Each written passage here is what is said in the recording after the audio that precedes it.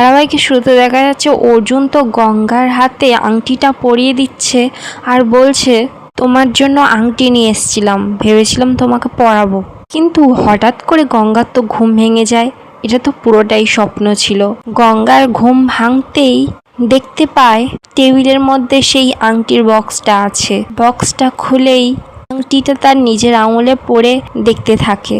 অপরদিকে দেখা যাচ্ছে ঝিমলি তো বারান্দায় একা একা ঘুরে বেড়াচ্ছে আর একা একা বলছে, এ বাড়িতে সবাই যখন ঘুমিয়ে পড়ে এ বাড়িতে একা একা ঘুরে বেড়াতে বেশ ভালো লাগে। কিন্তু আমার সন্ধ্যাবেলা যত হই হুল্লোড় চুলোচুলি হয় সবার সামনেই তো হয়, কিন্তু সবার চোখের আড়ালে এ বাড়িতে যে কত কাণ্ড হয়। ঝিমলি তো এবার পাকাপাকি ভাবে এ বাড়িতে থাকার বন্দোবস্ত করছে, মতলব আসছে। হঠাৎ করে গঙ্গার ঘরের সামনে থেকে যেতে যেতে ঝিমলি তো এবার একটা গান শুনতে পায়। গঙ্গার ঘরের দরজাটা হালকা করে খুলে দেখতে পায় গঙ্গা তো আংটিটা নিয়ে নাচছে আর আনন্দ করছে। ঝিমলি আড়াল থেকে দেখতে থাকে। ঝিমলি তো দেখতে থাকে আর বলতে থাকে মনে মনে, গঙ্গার কত ভাগ্য, আমার কপালে কেউ জোটে না।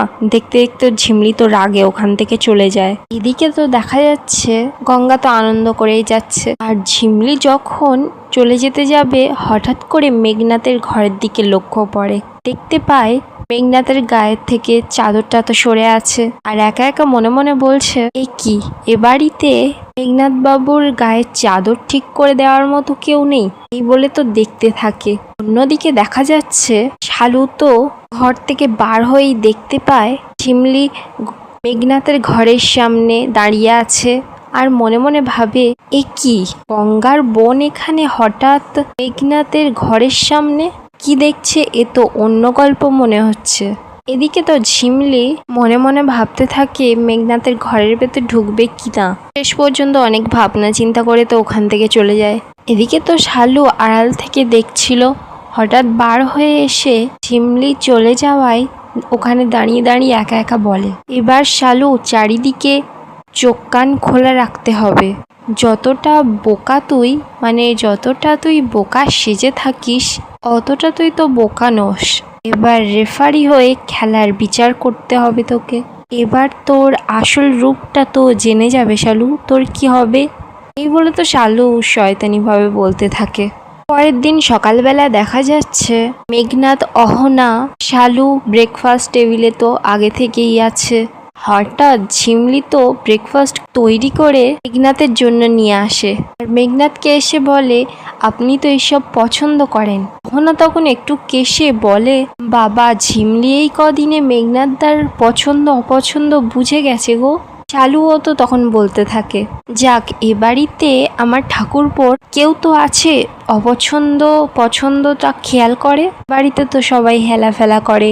তখন তো ঝিমলি বলে, আমি তো দেখেছি গঙ্গার বরকে সবাই খেয়াল করে আর ওনার ওপর সবাই খ্যাক খ্যাক করে। মেঘনাথ তো এবার ঝিমলির কাছে কফি চায় আর কফি আনতে পাঠিয়ে দেয়। হঠাৎ ওখানে পিয়ালিয়ার গঙ্গা চলে আসে ওখানে।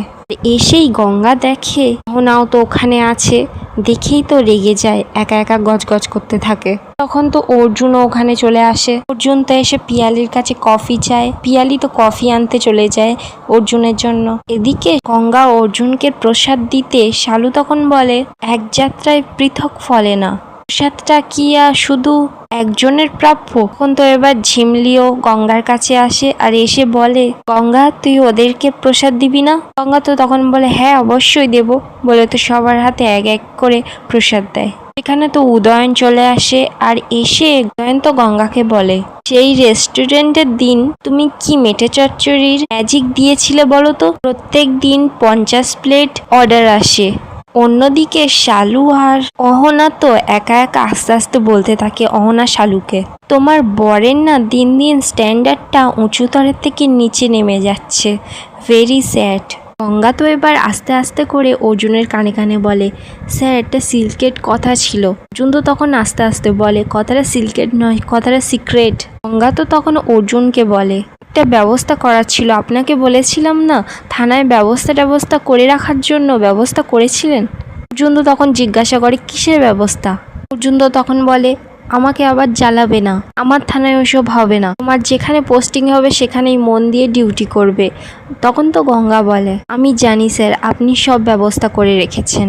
তখনই তো গঙ্গার পোস্টিংয়ের চিঠিটা চলে আসে। গঙ্গা তো ছুটে গিয়েই চিঠিটা নিয়ে আসে। অর্জুন তো চিঠিটা খুলেই দেখে গঙ্গার পোস্টিং মেটে থানায় হয়েছে। এদিকে তো মেঘনাথ শুনেই খুব খুশি, গঙ্গা তো শুনেই অবাক হয়ে যায়।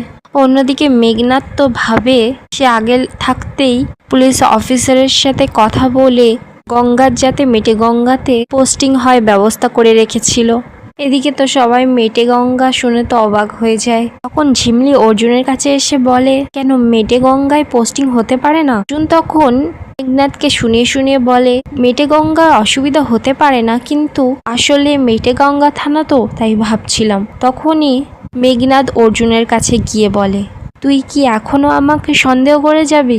এতে কিন্তু আমার হাত নেই, দেখ এতে আমার কোনো হাত নেই, আর আমার এত হাত লম্বাও নয়, না হলে আমি এত বছর ধরে সিউতে পড়ে আছি। গঙ্গা তো অর্জুনকে নিয়ে ঘরে চলে যায় একা কথা বলার জন্য। অর্জুন তো ঘরে এসে বসে, হঠাৎ গঙ্গা কি করে অর্জুনের পা ধরে বলতে থাকে। অর্জুন তখন বলে, কি হয়েছেটা কি, বলবে তো? গঙ্গা তখন বলে, আপনি না করলে আমি ছাড়বো না। অর্জুন তখন বলে, কি হয়েছেটা কি, বলবে তো? গঙ্গা তখন জানায়, আজকে আমার কথাটা আপনাকে রাখতেই হবে, আপনার টিমে আমাকে নিতে হবে। অর্জুন তখন বলে, গঙ্গা এটা সম্ভব নয়। গঙ্গা তখন বলে, আপনার টিমে নিন না স্যার, আমি ওই দারোগা বাবুর টিমে যেতে চাই না।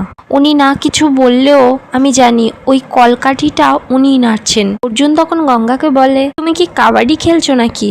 এর টিমে যাবে না ওর টিমে যাবে? না না গঙ্গা, যেখানে তোমার অ্যাসাইনমেন্ট পড়েছে সেখানেই তোমার যেতে হবে।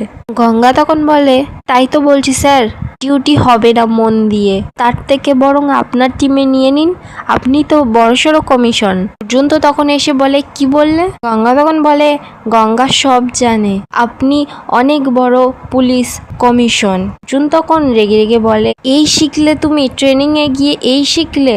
কে দিয়েছে বলো তো, তোমার পুলিশের চাকরিটা কে দিয়েছে? গঙ্গা তখন বলে, কেন স্যার, আমি ভুল বললাম?